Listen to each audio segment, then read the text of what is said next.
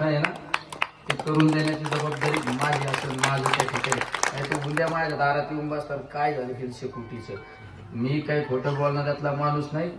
लय कोणाला पुढं बाहेर एखाद्या ठिकाणी एखादा शब्द इकडे तिकडे गेला तरी चालतो, पण या परमेश्वरासमोर जर वेगवेगळे फसवे आश्वासनं दिले तर तिथं असा मोठा ड्रोन कॅमेरा आहे ना, कधी कार्यक्रम लावून टाकेल ना कळत नाही. त्यामुळं मी शब्द देत नाही. काय ऐका, तुम्ही नाराज झाले तरी चालतील, शब्द देत नाही. तुमच्या स्वप्नातलं जे देवस्थान आहे ना, तुमचा जो विकास आराखडा आहे ना, टप्प्याटप्प्याने 100% पूर्ण करून देण्याची जबाबदारी माझी आहे. 100 कोटीचा असू किंवा 150 कोटीचा असू. आज 10 कोटी आणले, परत पुढल्या 5-25 कोटी असे टप्प्याटप्प्याने ते तुम्ही म्हणता एक खटी कुठं गेले निलेश लंकेचे 100 कोटी. असं काही एक खटी काय माझ्या ताब्यात काही राज्याची तिजोरी नाही. माझ्या ताब्यात असेल मग रात्रीच आणली असती घेऊन टाकल्याची आहे का नाही. आपण छत्रपती शिवरायांचे मावळे आहेत ना, हे सगळ्या आणायच्या, तिजोरी आणायची म्हणजे काही गरीब घर भरायला आणायची का, समाजासाठी ना, हे महत्व. पण पुढाऱ्यांना आमच्या पुढाऱ्यांना हेच कळत नाही. आलं का माझं कधी वाढत. आमचे काय आमदार लोकांची स्पर्धा लागत ती महाराज. अरे माझा उतारा 50 एकराचा होता, हे 4.5 वर्षात 100 एकरावर गेलाय, 150 एकर. मला म्हणतात तुझं काय. अरे माझं ते पहिलंच 5 वर्षापूर्वी निवडणुकीला कर्ज काढलं तेच फिटाना काय मला आयडिया द्या म्हणतात. आयडिया नाही, पण तुम्ही आता मोबाईल ते माईक बंद करून भारी आयडिया दिल्या ना. त्यांनी मला काल मंत्री हे पुढे ऐकले. आता जरा अडचण आली का, आता आहे आता आमचं रंग चांगला महाराज. तुम्हाला वाटतं लोकांना तुम्ही आता विवाद झाला नाही. आम्ही शेतकऱ्यांवर लय अन्याय झालं तर कधी कधी आम्ही 2 हात पण करायची तयारी असते. हे राजकारण आमची काही चिंता नाही आणि हे टिकलंच पाहिजे ना असं काही नाही. पण माझ्या लोकांसाठी जेवढं न्याय देता येईल ना, जेवढं लोकांसाठी लढता येईल ना त्यासाठी लढण्याची माझी तयारी असते. शेवटच्या श्वासापर्यंत लढण्याची तयारी असते. हे सगळ्यात महत्वाचं असतं. ठीक आहे, तुम्ही जे गोष्टी उपदेश करता कीर्तनातून प्रवचनातून ना महाराज 100% नाही. पण तुमच्या समोर आणि खंडेरायासमोर सांगतो 95% अनुकरण करणारा माणूस आहे. आम्ही राजकारणात असतो, राजकारणात असताना सुद्धा मला जे माझ्या ज्या चौकटीत पटतं तेच मी त्या ठिकाणी करतो. माझ्या जवळचा एखादा कार्यकर्ता नाराज जरी झाला आणि त्याने जर समाजावर अन्याय केला त्याला कधी निलेश लंके मदत करीत नाही. हे पण तुम्हाला सांगतो. काढून टाकले पाहिजे. हे सगळ्यात महत्त्वाचं. म्हणजे कधी चुकीच्या प्रवृत्तीला आम्ही त्या ठिकाणी मदत नाही. धार्मिक स्थळांच्या बाबतीत म्हणजे मी तर म्हणतो ज्या ज्या गावातले धार्मिक स्थळ, ज्या ज्या गावातले मंदिर सुसज्ज आहे, चांगल्या अवस्थेत ते गाव गोण्या गोविंदाने नांदल्याशिवाय राहत नाही. आणि ज्या गावांच्या मंदिरांची दुरावस्था आहे ना त्या गाव कटकटीतून कधी बाहेर पडत नाही. हे पण तुम्हाला आम्ही अनुकरण केलेलं आहे. त्यामुळे खऱ्या अर्थाने मी पिंपळगाव रोड देवस्थान कमिटीला मी धन्यवाद देतो. 1 वर्षामध्ये महाराज ह्या देवस्थान कमिटीने एक 27 ते 28 लाख रुपयाची देणगी गोळा केली आणि मंदिराच्या कलर काम त्या ठिकाणी चालू केलं. म्हणजे 16-17 लाख रुपये कलर कामला खर्च करून आज सुद्धा 9-10 लाख रुपये शिल्लक ह्या देवस्थान कमिटीला. खऱ्या अर्थाने तुम्हाला धन्यवाद देतो. आमच्या जर ही कमिटी एवढं चांगलं काम करते, माझं पण कर्तव्य आहे ना.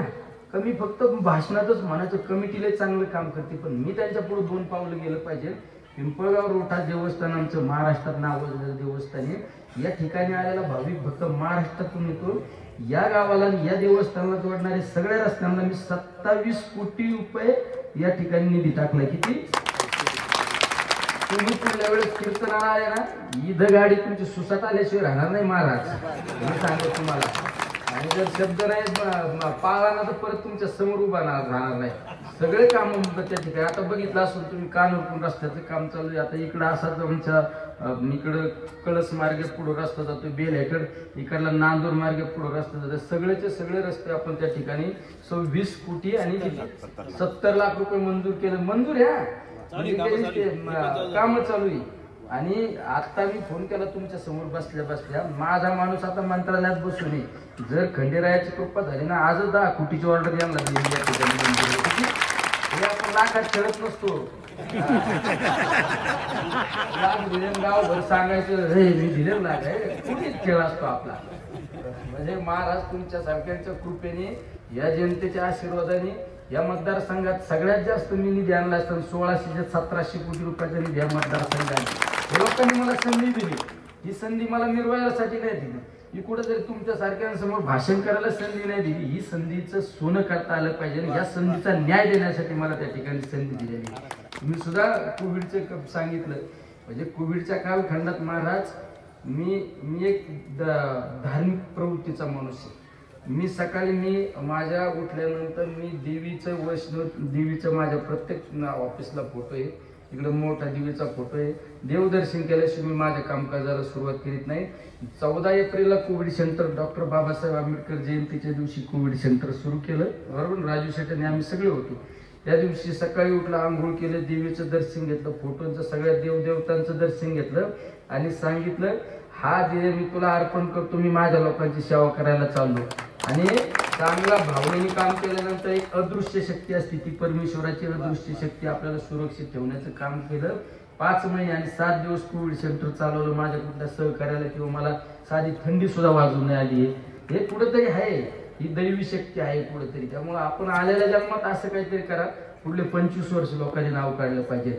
असं काहीतरी करा म्हणजे तुम्ही किती संपत्ती कमवली, किती धन कमवलं, किती राजकारणात मोठे पद मिळवले हे तुमच्या बरोबर येणार नाही, तर तुम्ही लोकांसाठी किती जगले हे सगळ्यात महत्वाचं असतं. आणि त्या भावनेने आम्ही त्या ठिकाणी काम करतो. संधी मिळवायसाठी नाही. मला ह्या सर्व सामान्य लोकांनी लोकवर्गणीतून आमदार केलं हो. मला त्यांच्या पुढं काही लय 2 गुंड्या काढून चालण्यासाठी मला पद नाही दिलंय. मला त्यांच्या समोर लीन होण्यासाठी मला पद दिलेले. या मतदारसंघामध्ये मी आमदार नाही, ही माझी मायबाप जनता आमदार आहे. आणि कधी कोणाला अनादर मी माझ्या कार्यालयात करीत नाही. म्हणजे एखादा छोटा मुलगा असला तरी एखाद्या गावातल्या सरपंचाचं जेवढं त्या ठिकाणी ऐकून घेतलं जातं, तसं एखादं गरीबाचं पोरग जरी आलं तरी त्याचं सुद्धा गारण ऐकून घेतलं जातं आणि त्याला सुद्धा न्याय देण्याचं काम त्या ठिकाणी केलं जातं. ह्या गोष्टी आपल्याला समजल्या पाहिजेत. जेवढं आपल्याला जास्तीत जास्त करता येईल तेवढं त्या ठिकाणी करण्याचा प्रयत्न करतो. मधल्या काळात आमचा अध्यक्ष तर इतका हट्टी महाराज बॉडी की डेंजर आहे, तुम्हाला येईन लक्षात. डायरेक्ट माझ्या आमचं एक शेळके म्हणून आर्किटेक्ट करून मला ब्लॅकमेल केलं. एक दिवस आले म्हणजे जरा वेळ घ्यायचं तुमच्याकडे लय महत्वाचं काम. मला वाटतं काय महत्वाचं काम. आली मी घाईघाईच्या त्या नगरमध्ये होतो. मी म्हणलं या तिकडे आपल्या चालू तुम्हाला 10 मिनिटं वेळ. मी आपलं यश पॅलेस हॉटेल आहे गाडी सरांचं, तिथंच बसलो आम्ही. म्हणलं या काय. त्यांनी असा आराखडा दाखवला, 150 कोटी रुपयाचा विकास आराखडा दाखवला आणि मला म्हणले काहीतरी करावं लागेल. त्यांना माहिती याला पटवलं का हे जमत असतं. मला दाखवलं, पाठलं. मला वाटलं अरे हे काहीतरी करू आपण. मी म्हणलं राज्यात नाही एवढं जोडायचं, पण केंद्रातून पैसे आणू. आणि ठरवल्यानंतर कुठली गोष्ट अशक्य नाही. तर त्यासाठी इच्छाशक्ती पाहिजे, त्यासाठी पॉझिटिव्ह एनर्जी पाहिजे. ठीक आहे, मी तुम्हाला शब्द देत नाही. यांनी विकास आराखडा 100-150 कोटी रुपयाचा विकास आराखडा आपल्या देवस्थान कमिटीने तयार जरी केलेला असला, पण या देवस्थानचं नाव राज्यात नावलौकिक होईल असा तुम्हाला विकास आराखडा करून देण्याचं माझे असं 100% असं. आणि महाराजांचं कीर्तन झाल्यानंतर आपलं किती बोललं तर कोण ऐकणार आहे. म्हणजे खऱ्या अर्थाने महाराजांना मी धन्यवाद देतो की 400 किलोमीटर अंतरावरून महाराज या ठिकाणी आपल्याला कीर्तन रूपी सेवा देण्यासाठी आलेले आहेत.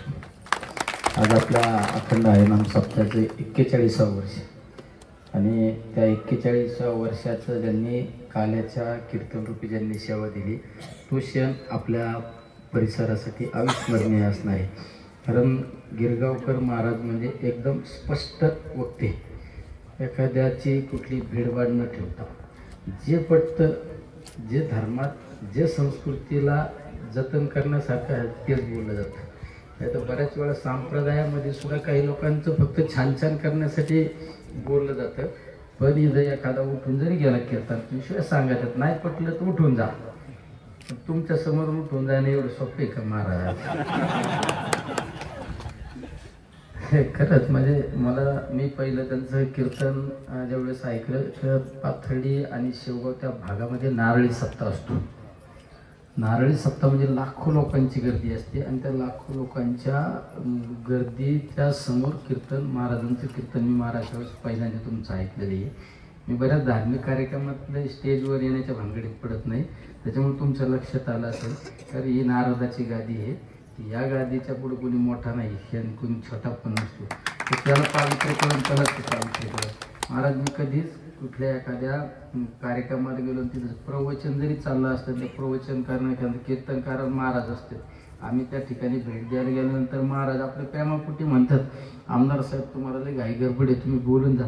पण मी कधीच आमच्या रेपाळी महाराजांना माहिती कधीच मी तो माईक घेऊन बोललो नाही, कारण त्याचं पावित्र्य आपल्याला माहिती. म्हणजे त्यापेक्षा कोणी मोठा नसतो. या गोष्टी आपण पाळल्या पाहिजे. आज ज्या धर्मकारण जे चालू आहे सगळ्यात जे आज आपण जी सृष्टी तुमच्या सगळ्यांच्या कृपा आशीर्वादामुळे तुम्ही जे धर्मकारण करता म्हणून ही सृष्टी आज या ठिकाणी आनंदाने दिसते आपल्याला. आणि तुमचं मला वाक्य आवडलं. महाराज तुमच्या समोर आहे म्हणून बोलत नाही. नुसता एखादा शेतकरी रस्त्याची वन करीत चाललाय, निलेश की हात नाही करीत त्याला गाडीत बशी त्याची गाडीत बशी. एखादं लहान पोरग जरी बिगर चप्पलचं चाललेलं असलं तर त्याला उतरून त्या ठिकाणी त्याला एक 500 रुपयाची चप्पल आणून द्यायचं काम करतो. रात्रीचं उदाहरण सांगतो मी, बऱ्याच वेळा मी सांगतो, मी एक भावनिक माणूस आहे. रात्री मी आमचा काल दिवूला कार्यक्रम होता.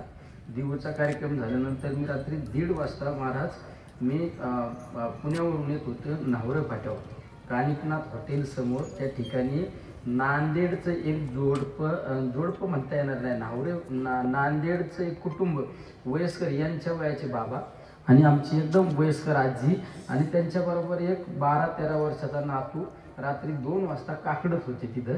आणि मी आमची गाडी स्पीडमध्ये चालली होती आणि माझ्या पुढे गेलो, लक्षात आलं म्हणलं 2 वयस्कर आजी आणि आजोबा आहे आणि एक पोरगं राव म्हणलं. याचं एवढं पोरग याच्यापेक्षा लहान पोरग होतं. त्या पोराने आपलं काहीतरी शाल असे अंगावर ठेवलेले, थंडी. मी पुढं पंपावर गेलो, रॉंग साईडनी गाडी वळून आणली, कारण मी जर पुढं निघून गेलो असतो तर मला रातभर झोप नसते आली. असं कशासाठी थांबले असेल, कशासाठी थांबले. मी माग वळून आलो. मी म्हणलो आजीला आणि त्या बाबाला विचारलं, म्हणलं कुठले तुम्ही. माझ्याबरोबर पोलीस होता. कुठले त्यांना लवकर सांगितलं नाही. त्यांनी आम्ही नांदेडचे, पण न्हावऱ्याला आम्ही त्या ठिकाणी शेती खंडाने घेतलेली, आम्ही तिथं काम करतो. म्हणलं कुठं जायचं.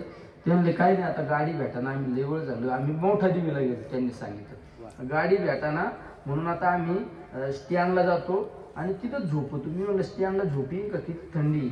मग मी म्हणलं बिरवडला थांबल्यावर काय कोणत्या आमदारा खासदाराची गाडी असते तर थांबणारच ना. मी पुढे गेलो, एका पिकअपवाल्याला थांबवलं. तो म्हणलं नाही मला करड्याला जायचं, पण मी तुमचा कार्यकर्ता आहे. आणि तो नेमकं करड्याला जायचं म्हणणार ते कुकडीला आलता. त्यांनीच उलट आमंत्रण देऊन गेला, म्हणला रविवारी माझ्या पुतणीचं लग्न या बरं का. दुसरा एक टेम्पोवाला आला, त्याला आम्ही थांबवलं. म्हणलं यांना न्हावऱ्याला सोडा. आणि मग मी पुढे निघून गेलो. मग माझा जीव समाधानी झाला. म्हणजे बारीक गोष्टीचा विचार करणार. शेवट महाराज ठीक आहे, हे परमेश्वर हे आपले आराध्य हे आपले श्रद्धास्थान आहे. पण माणसात देव पाहणारा माणूस आहे. हे माणसात देव पाहायला पाहिजे ना आपण कधी पण. म्हणजे ज्याची सेवा करतो ना आपण, त्याच्या हृदयातून आपल्याबद्दल 2 चांगले शब्द येतात ना, तो खरा परमेश्वराचा आशीर्वाद असतो. या गोष्टी बऱ्याच वेळा तुम्ही शेतकऱ्यांच्या बाबतीत सांगितलं. शेवट शेतकऱ्यांमुळं शेतकरी आनंदी ना तर देश आनंदी. शेतकरी आनंद